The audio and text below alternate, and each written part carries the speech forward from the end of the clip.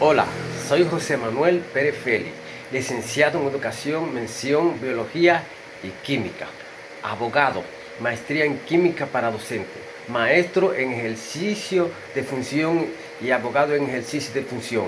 Vengo a hablarte del proceso de instrucción en la enseñanza-aprendizaje, aquellas herramientas que se usan dentro del aula para tener una enseñanza-aprendizaje efectiva. El proceso de instrucción en la enseñanza-aprendizaje tiene una serie de pasos. Es un proceso que hay que llevar a cabo para tener buenos resultados efectivos con los estudiantes, con los niños.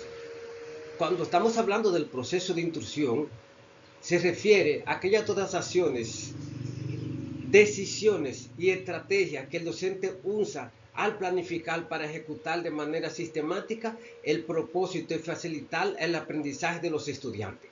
O sea que tenemos que planificar lo que se enseña, organizar cómo se enseña y planificar las estrategias y evaluar todo lo que tiene que ver con ese proceso.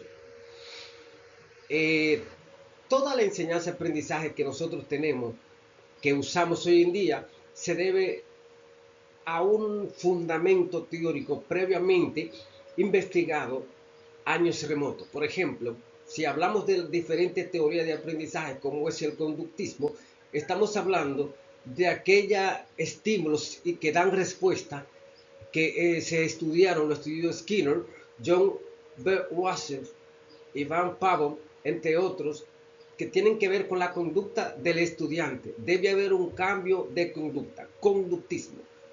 Cognitivismo.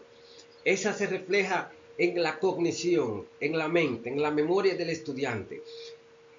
Cómo el estudiante aprende desde la mente, desde la memoria. Aquellas herramientas que usa el cerebro para aprender. ¿Cómo aprende el cerebro? Constructivismo. Aquí es donde el estudiante construye su propio conocimiento, que es la que nosotros más usamos hoy en día. Fue estudiada e investigada por grandes autores como Vygotsky, Jean Piaget, entre otros. El objetivo de esto es tener buenos resultados, buenos resultados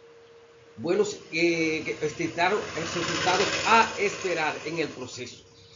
Y el proceso de instrucción debe ser claro, debe ser medible, debe ser alcanzable. No importa las herramientas, los recursos que tengas que usar, debe ser bien claro, debe ser medible, debe tener competencias bien claras, debe tener unos indicadores de logro que usar, entre otros. Grandes autores, como mencionamos, estudiaron.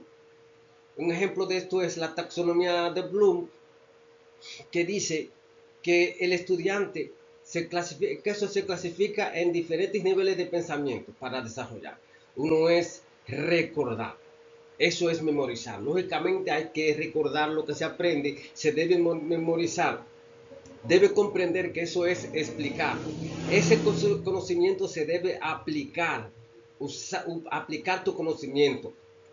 Se deben analizar, eso es descomponer la información y se debe medir, se deben evaluar los aprendizajes. Y después de eso, entonces, tú debes crear, producir en un área determinada el conocimiento que tú ya has obtenido. Para esto, tenemos contenidos conceptuales, procedimentales y actitudinales. O sea, que en esa planificación que tú vas a tener, tú debes tener contenidos conceptuales. Eso, ¿qué es esto? ¿Qué es aquello? Lo que se debe saber. Procedimentales es saber hacer, la acción. Ahí los contenidos conceptuales se proceden, se ejecutan. ¿De qué manera yo voy a organizar, a investigar, a profundizar, a estudiar esos contenidos? Y actitudinales deben ser los valores y actitudes que tiene el estudiante, que se le debe tener a esos conocimientos que se tienen. Debe tener métodos, técnicas y estrategias. Cuando hablamos de método, es la forma general en que se enseña. Y cuando hablamos de técnica, es una acción específica que va dentro del método. Y las estrategias es la planificación, es cómo se va a enseñar. Por ejemplo, pero sin eso no se puede lograr si no tenemos los recursos didácticos bien claros, que ya sea PC, computadora, lápiz, pizarra, PDI, todos los recursos que se vayan a usar, todo va en esa planificación organizado, los libros, porque el maestro no va improvisando, no, el maestro planifica antes, sistemáticamente, y debe evaluar los aprendizajes, qué se aprendió, cómo lo logré. Se evalúan indicadores de logros, se evalúan las competencias, se evalúan todo eso. Se hace al principio una evaluación diagnóstica que ustedes conocen acerca de este tema. Desde el principio, esa es la primera evaluación que se hace, que usted conoce de eso.